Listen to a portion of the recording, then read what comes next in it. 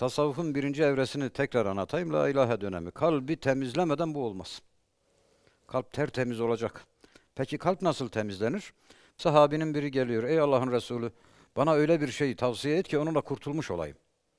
Buyuruyor, annene itaat et. Bakın onun reçetesi o. Şahsi, özel. Bir başkası geliyor. Ey Allah'ın Resulü, bana öyle bir şey söyle ki onunla kurtulayım. Buyuruyor, öfkene hakim ol.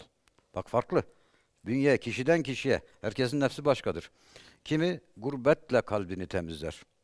Kimi zikirle temizler. Kimi aç kalmakla, kimi oruçla. Kimi hiçbir şey yapmaz, tek nazarla. O iş olur. Kalp temizlendiği zaman, taht boşaltıldığı zaman sultan gelir. Canlar canını buldum, bu canım yağma olsun. Assız yandan geçtim, dükkanım yağma olsun. Yunus ne hoş demişsin, balı şeker yemişsin. Ballar balını buldum, kovanım yağma olsun.